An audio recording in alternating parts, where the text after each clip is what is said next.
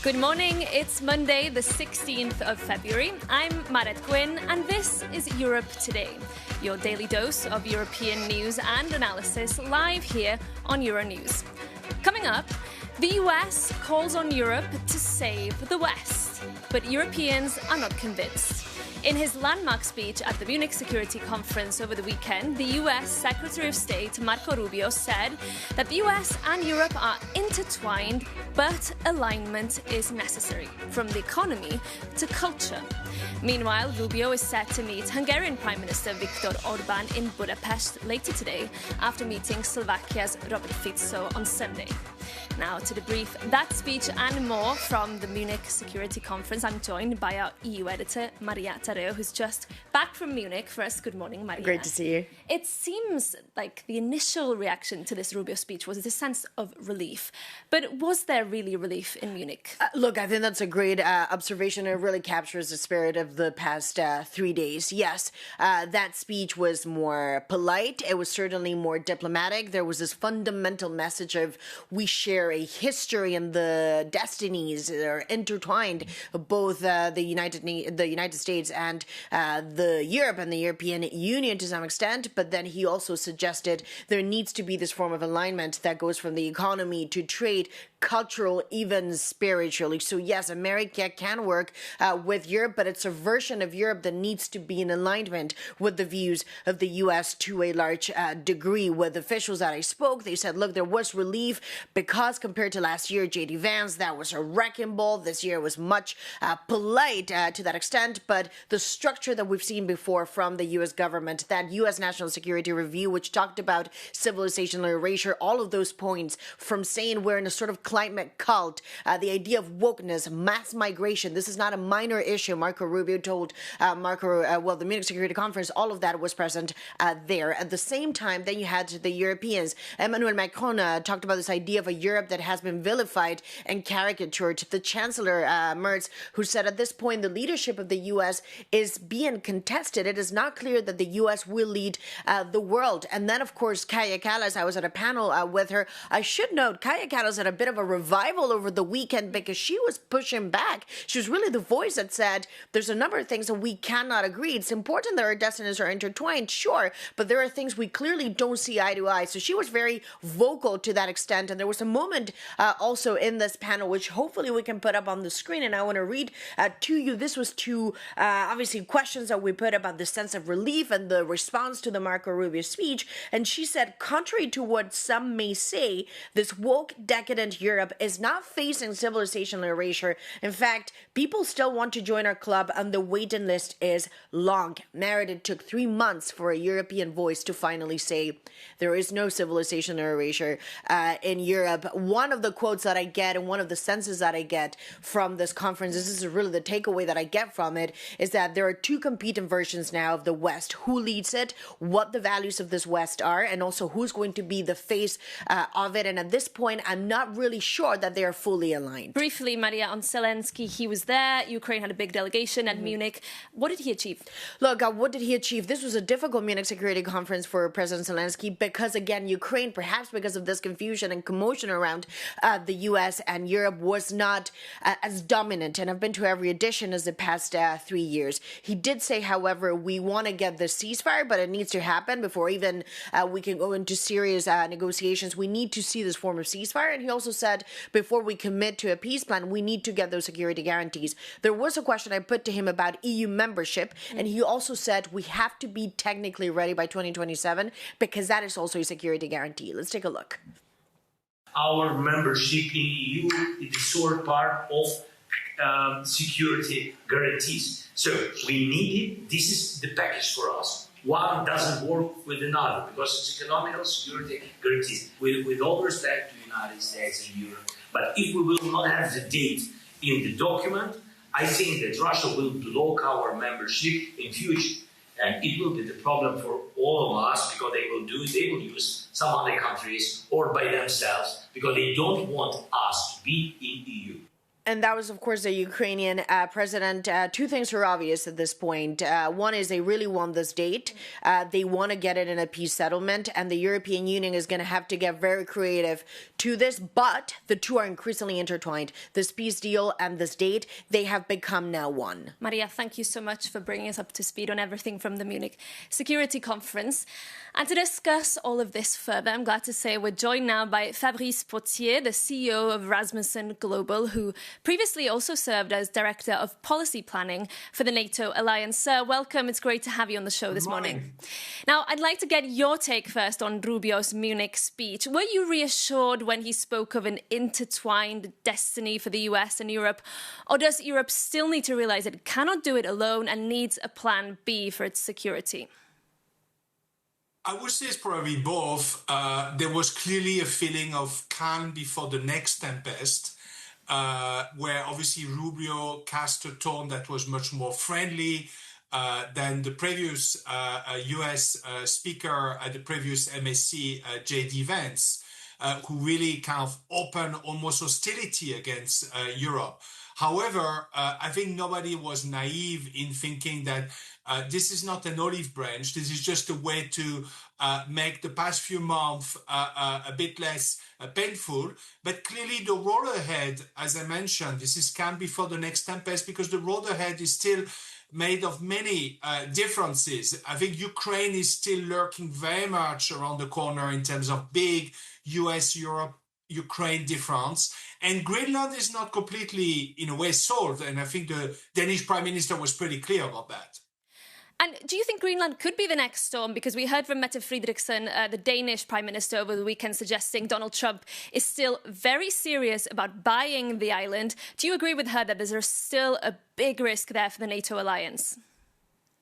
But clearly, the problem is there's a mismatch between what the Danes, the Europeans are trying to do, which is to improve support to Greenland, both on the security and the economic front, which is a rational way of addressing possible vulnerabilities out there.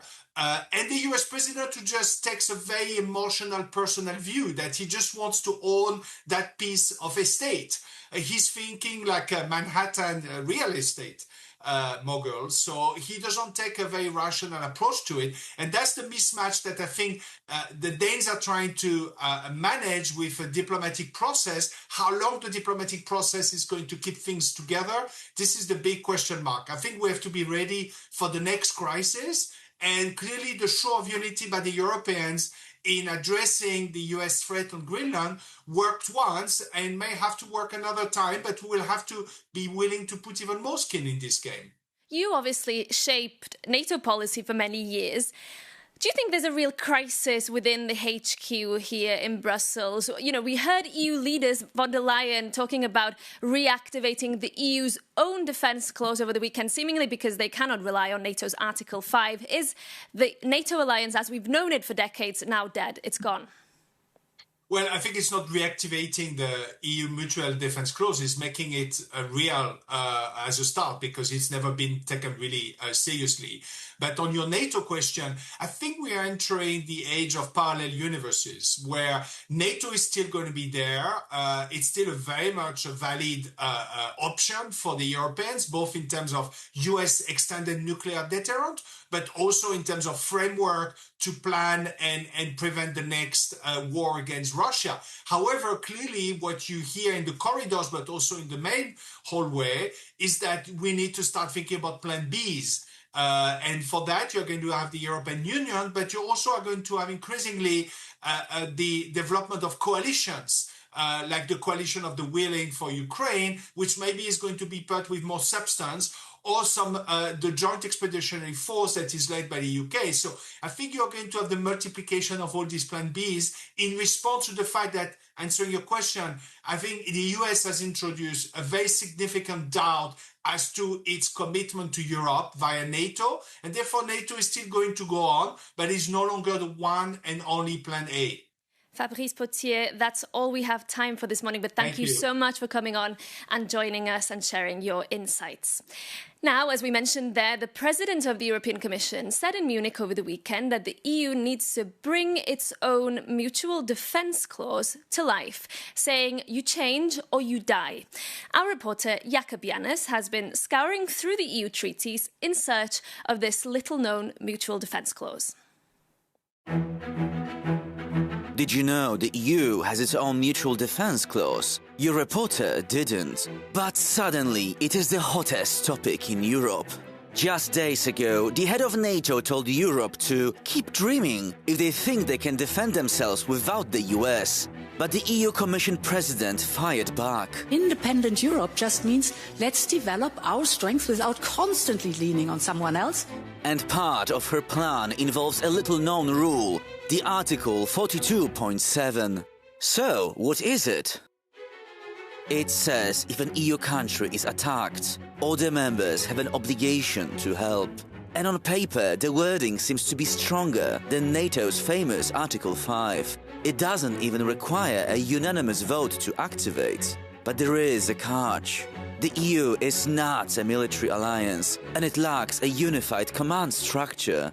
And it leaves it up to each country to decide how to help, which does not automatically mean sending troops.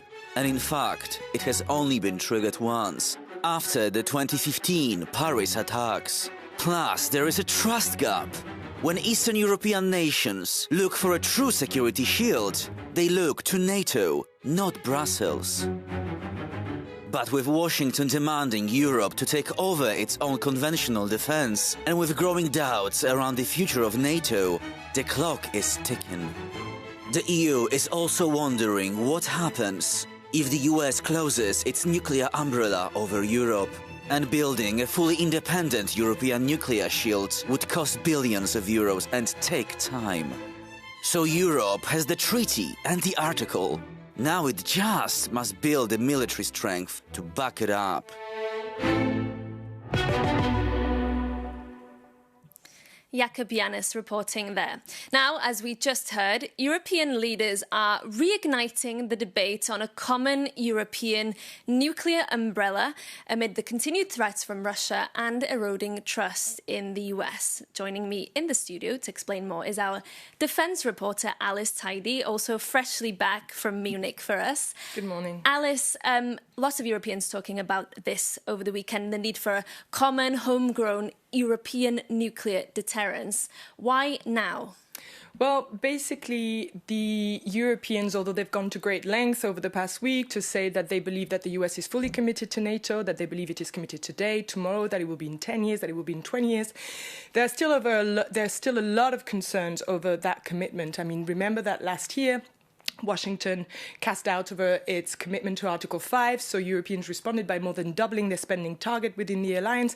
And yet this year, we had Trump saying that he would forcefully seize Greenland. So that cast a lot of doubts over the very existence of NATO.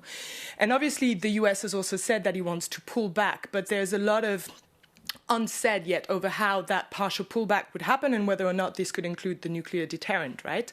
So over the weekend, indeed, we had French President Emmanuel Macron announcing that he had held strategic dialogue with Chancellor Merz on this topic, as well as with other EU leaders. He didn't name those other EU leaders, but we know, for instance, that the Latvian PM, Evika Selina, said that she would be open to that discussion.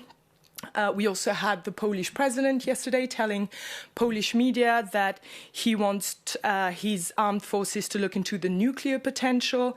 And I also spoke with the Finnish defense minister, Antti Häkkänen, on the sidelines of the conference, who said, and I quote here, "Inside NATO, it's clear that the US is ironclad committed to nuclear deterrence. It's good news if the European nuclear states are investing to build up even stronger nuclear capabilities, but to compensate compensate the US, that's not the question now. So Finland would be open, but again, this European deterrent would have to complement the US and not compensate it. So it's clearly an idea gaining traction among European leaders. But at the same time, Alice, it's still very, very divisive, this question of nuclear rearmament. And we heard from the Spanish Prime Minister Pedro Sánchez clearly voicing some reservations about this. Yes, indeed. Sánchez was at the Munich conference and he made it clear he is not for nuclear rearmament. In fact, he said that the nuclear deterrence is far too costly, far too risky, is far too risky way of avoiding conflict. And he said that what it involves, the risks it involves, are actually more of a gamble than a guarantee for European security. Clearly still some divided opinions on that subject, but thank you so much for bringing us that update. Moving on now to something completely different. The Berlin Film Festival has only been running for a few days, yet already there is significant controversy over comments made by members of the jury. To explain, we can cross over now to Berlin, where our correspondent Laura Fleischmann is standing by for us, I believe. Laura, good morning. Bring us up to speed. What has been happening here? Well, at first, everything seemed to go smoothly at the Berlinale, but then a German journalist asked a question at a press conference with the jury of the festival. He accused them of what he called selective solidarity only with Iranians and Ukrainians, but not with Palestinians. And one of the festival's jurors then responded that there are many conflicts going on worldwide that don't get any attention at the festival either. But what really sparked controversy was the response by Wim Wenders. He is the president of the jury and a very famous German filmmaker. He said that the festival is a counterweight to politics, and this even led an Indian writer to pull out from the festival altogether. But let's hear what Wim Wenders actually said at the press conference. We have to stay out of politics, because if we made movies that are dedicatedly political, we enter the field of politics, but we are the counterweight to politics. We are the opposite of politics. We have to do the work of people and not the work of politicians. Yes, and Laura, it's also true to say that these film festivals, including the Berlinale, are usually highly political, very politically charged. Why the sudden change in tone here? Indeed, the Berlinale is known as a highly political film festival, and it still is. There are many political statements being made on the red carpet, at press conferences, but the change in tone could be due to Germany's history, especially in regards to the Holocaust and in regards to World War II. Israel is a highly sensitive topic here in Germany, and this could be the reason why Wim Wenders is hesitant in regards to Palestine and in politics in general. But it could also be due to anti-Semitism being linked to some pro-Palestinian protests here in Germany. There are anti-Jewish chants, there are anti-Jewish and anti-Israel signs at some protests that aren't against the government but against the whole country's existence. So this could be a reason why movie makers and actors don't want to be linked to this topic, perhaps. And also there has been a spike in anti-Semitism as of recently here in Germany. And the festival's director, Trisha Tuttle, even came out and supported Wim Wenders after the controversy. She said that it is, as of recently, oftentimes expected of movie makers and actors to make political statements, but they're mainly at the film festival to promote their work, their movies. They want to talk about what they did. They don't want to talk about politics, perhaps, and it is their right of free speech to talk about whatever they please. They can decide to not talk about politics, but and they can also decide to talk about them, but they get criticized either way. That's what Trisha Tuttle said after the controversy broke loose. Laura, thank you so much for that update on the controversy surrounding the Berlinale Film Festival in Berlin. But that's it from us for today. We'll be back at the same time, same place tomorrow. In the meantime, if you want to read more about the stories we covered on today's show and all the other breaking news from Europe, remember to stay up to date on our website, Euronews.com. Thank you so much for tuning in, and we hope to see you soon here on Euronews.